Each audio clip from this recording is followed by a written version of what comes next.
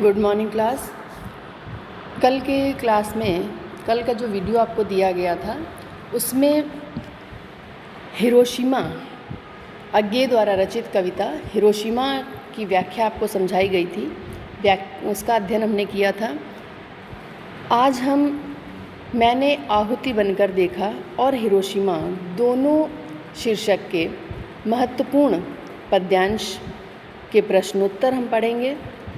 आपको व्याख्या सहित प्रश्नोत्तर समझाए जाएंगे। ध्यान से पूरा वीडियो आप सुनिएगा। वे रोगी होंगे प्रेम जिन्हें अनुभव रस का कटु प्याला है। वे रोगी होंगे, महत्वपूर्ण पद्यांश है ये। कई बार बोर्ड परीक्षा में आया है, तो ध्यान से आप इसकी व्याख्या समझिए। कवि कहता है कि वे मनुष्य रोगी होंगे, रोगी के समान होंगे, जो ये कहते हैं कि प्रेम कड़वे अनुभवों का प्याला है। प्रेम से केवल कड़वे अनुभव ही मिलते हैं। प्रेम हमें उन्नति की बजाय अवनति की ओर, पतन की ओर ले जाता है। जो लोग ऐसा कहते हैं वे रोगी होंगे, क्योंकि रोगी व्यक्ति को उसकी स्वादेंद्रियां काम करना बंद कर देती हैं और रोग के कारण वो किसी अच्छे बुरे स्वाद को पहचान नहीं पाता है। तो ऐसे व्यक्तियों के लिए कवि ने रोगी विशेषण का प्रयोग किया है और उन लोगों को मुर्दे के समान, मृतक के समान कहा है, मरे हुए के समान कहा है, जो ये कहते हैं कि मुर्दे होंगे प्रेम जिन्हें सम्मोहनकारी हाला है, जिनके लिए प्रेम वश में करने वाली एक मदिरा है। कुछ लोग कहते हैं कि लोग प्रेम में पड़कर सब कुछ भूल जाते हैं और जिससे प्रेम करते हैं उसी के वशीभूत हो जाते हैं, उसी के कहने के अनुसार चलते हैं। परंतु अगर आपसे प्रेम करने वाला ऐसा करता है, वो ऐसा आपसे करवाता, वश में करना चाहता है, और उनके लिए निश्चित ही अनुभव उस सम्मोहनकारी हाला के समान ही होगा। वो निश्चित ही अगर ऐसे अनुभव से गुजरे हैं तो उनके लिए अवश्य प्रेम वश में करने वाली मदिरा के समान है। परंतु वास्तव में जो प्रेम है वो स्वतंत्रता, वो स्वच्छंदता देता है, वो वश में नहीं करता। तो कवि कहते हैं ऐसे लोग मरे हुए के समान हैं, क्योंकि उन्हें पता ही नहीं है कि वास्तविकता है क्या। मैंने विदग्ध हो जान लिया। कवि कहता है कि मैं किसी दूसरे के अनुभव से नहीं, अपने अनुभव से मैंने इस प्रेम की यज्ञ अग्नि में स्वयं को जलाकर, विदग्ध का अर्थ है जलना, अग्नि में स्वयं जलकर मैंने जलकर इसके अंतिम रहस्य को पहचान लिया है कि प्रेम का अंतिम रहस्य क्या है। प्रेम का अंतिम रहस्य आनंद की अनुभूति है, स्व अनुभूति, अपने आप को पहचानना ही प्रेम है। मैंने आहुति बनकर देखा, यह प्रेम यज्ञ की ज्वाला है। कवि कहता है कि मैंने इस प्रेम की अग्नि में, प्रेम के यज्ञ में, इस यज्ञशाला में स्वयं को आहुति बनाकर, स्वयं को जलाकर, स्वयं को उसमें समर्पित करके, क्योंकि प्रेम समर्पण मांगता है, त्याग मांगता है, बलिदान मांगता है। और अगर हम त्याग समर्पण के साथ प्रेम करते हैं तो ये प्रेम निश्चित ही यज्ञशाला की अग्नि के समान पवित्र है। उपर्युक्त पद्यांश के शीर्षक और कवि का नाम बताइए। पद्यांश का शीर्षक क्या है? मैंने आहुति बनकर देखा। कवि का नाम सच्चिदानंद हीरानंद वात्स्यायन अज्ञे। रेखांकित अंश की व्याख्या आपको समझा दी है। कवि ने रोगी किसे बताया है? कवि ने, अगला प्रश्न पहले देखते हैं, फिर सारे उत्तर आपको बताते हैं। किनको संवेदनहीन मृतक की संज्ञा दी है? कवि ने ये कैसे सिद्ध किया कि प्रेम यज्ञ की ज्वाला है? उत्तर दिए हैं।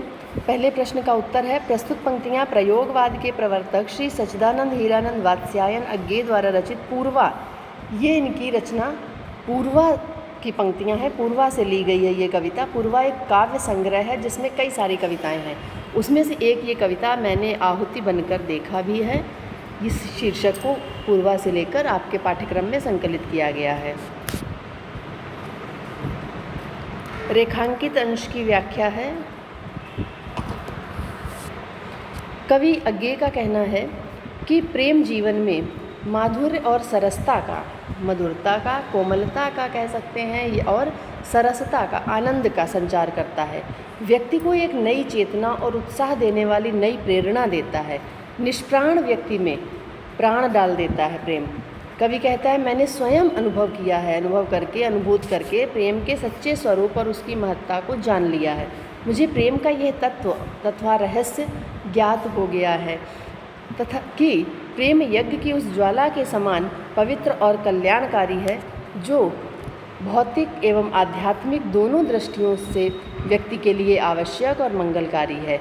साथ ही प्रेम के इस मंगलकारी स्वरूप की अनुभूति तथा प्रेम रूपी यज्ञ की ज्वाला के दर्शन उसी समय संभव हो पाते हैं जब व्यक्ति स्वयं प्रेम रूपी यज्ञ में अपनी आहुति देता है। आशय ये है कि कठिनाइयों और बाधाओं को पार करके संघर्ष में तपकर ही हम प्रेम के महत्व को जान सकते हैं, पहचान सकते हैं। ऐसा नहीं है कि हम सोचें हमने किसी से प्रेम किया, किसी से मतलब हम अपने काम से भी अगर प्रेम करते हैं तो हमें ये आशा नहीं करनी है कि हमें सफलता ही मिले, और ना मिलने पर हमें उससे शिकायतें। एक पंक्ति बीच में आई थी कि क्या केवल ये आंसू झरते अवसाद मलिन की माला है। तो क्या केवल शिकायतें ही हम करते रहें? ऐसा नहीं है। हम अपना कर्तव्य करते जाएं, हम अपना त्याग समर्पण भाव समर्पित करते जाएं, और बदले में हमें जो मिलेगा वो निश्चित ही आनंददायक होगा। कवि ने कैसे लोगों को रोगी बताया है? जो प्रेम को कड़वे अनुभवों का प्याला कहते हैं, ऐसे लोगों को। संवेदनहीन मृतक की संज्ञा किसे दी है? जो लोग प्रेम को अचेतन करने वाली मदिरा, जो लोग ऐसा कहते हैं कि प्रेम वश में कर लेता है, वश में करने वाली मदिरा के समान है, उनको संवेदनाहीन मृतक की संज्ञा दी है। कवि ने स्वयं व्यक्तिगत अनुभूमि के आधार पर यह सिद्ध किया है कि प्रेम यज्ञ की ज्वाला के समान पवित्र और कल्याणकारी है। 5वें प्रश्न का उत्तर है कि कवि ने स्वयं व्यक्तिगत गहन अनुभूति के आधार पर कैसे सिद्ध किया है? व्यक्तिगत गहराई से स्वयं अनुभव करके कि प्रेम यज्ञ की ज्वाला के समान पवित्र और कल्याणकारी है। अगला पद्यांश है हिरोशिमा से। छायाएं मानव जन की नहीं मिटी लंबी होकर, मानव ही सब भाप हो गए। रेखांकित अंश है ये। कवि इन पंक्तियों में द्वितीय विश्व युद्ध के दौरान अमेरिका द्वारा जापान के हिरोशिमा नगर में किए गए अणु विस्फोट का वर्णन करते हुए जो उससे विनाशकारी दृश्य उपस्थित हुआ, उस दृश्य का वर्णन करते हुए कवि कहता है कि साधारणतया जब धूप ढलने लगती है, सूर्य निकलता है, और जैसे जैसे संध्या की ओर सूर्य बढ़ता है, अस्त की ओर, अस्तांचल की ओर सूर्य बढ़ता है, तो मनुष्य की परछाई लंबी दिखने लगती है। परंतु उस सूर्य में मनुष्य की छाया लंबी नहीं हुई, बल्कि मानव ही भाप बनकर उड़ गया। छाया नहीं मिटी, मानव ही भाप हो गए। छायाएं तो अभी, उसकी परछाइयाँ तो अभी भी, उसकी छाप, उस विनाश दृश्य का अगर रूप देखना है, उसकी परछाई देखनी है, तो अभी भी उन पत्थरों पर, उजड़ी सड़कों की गज पर, उन विध्वंस की हुई, उन विनाश की हुई सड़कों की गलियों पर, गज का अर्थ गलियाँ, झुलसे हुए जले हुए पत्थरों पर उसके निशान देखे जा सकते हैं।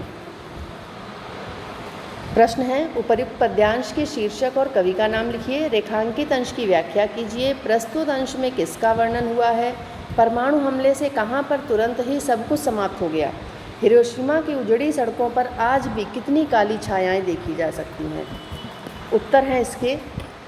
प्रस्तुत कवि पंक्तियाँ प्रयोगवाद के प्रवर्तक श्री सच्चिदानंद हीरानंद वात्स्यायन अज्ञेय द्वारा रचित पूर्वा कविता संग्रह से हमारी पाठ्यपुस्तक हिंदी के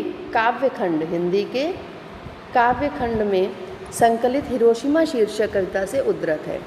या फिर केवल पाठ और शीर्षक का नाम भी लिख सकते हैं, जैसा प्रश्न आपसे किया गया हो।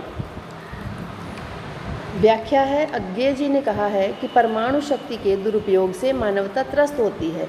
मानव के साथ साथ प्रकृति और दूसरे जीव जंतु समूल नष्ट हो जाते हैं। जहाँ पर बम विस्फोट हुआ, वहाँ केवल मानव नहीं, वहाँ की धरती, वहाँ के पेड़ पौधे, वहाँ के जीव जंतु सभी नष्ट हो गए। द्वितीय विश्व युद्ध के अंत में अमेरिका ने जापान देश के हिरोशिमा और नागासाकी नगरों पर परमाणु से हमला किया, तो मनुष्य द्वारा रचे गए उस सूर्य, मनुष्य द्वारा रचा गया कौन सा सूर्य? जो अणु बम का निर्माण मनुष्य ने किया, वही सूर्य के समान वहाँ उदय होकर विनाश करके अस्त हो गया। रोशनी में वहाँ की जनता भाप बनकर उड़ गई। लोगों की छायाएं डूबते सूर्य के प्रकाश में जैसे लंबी होकर मिटती हैं, वैसे हिरोशिमा में नहीं मिटी थी। वहाँ तुरंत ही सब कुछ समाप्त हो गया था।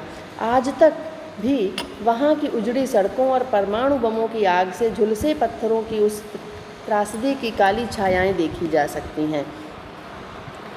अगला तीसरे प्रश्न का उत्तर है, प्रस्तुत अंश में कौन से नगर का? हिरोशिमा और नागासाकी। अमेरिका के परमाणु बमों द्वारा जापान के हिरोशिमा और नागासाकी नगरों में हुए भीषण नरसंहार का वर्णन हुआ है। कहाँ पर समाप्त हो गया? हिरोशिमा और नागासाकी नगरों में। पूरा प्रश्न लिखना, उत्तर लिखना है आपको। हिरोशिमा की उजड़ी सड़कों पर परमाणु बम की आग से झुलसे पत्थरों पर त्रासदी की काली छायाएं देखी जा सकती हैं। तो ये दोनों शीर्षक के एक एक महत्वपूर्ण पद्यांश था जो बोर्ड परीक्षा में पूछा गया है, वही आपको यहाँ पर दिया जा रहा है। इन प्रश्नों के उत्तर आप ध्यान से सुनिए, पद्यांश की व्याख्या पूरी आप सुनिए और उसके बाद प्रश्नों के उत्तर कॉपी में लिखिए। धन्यवाद।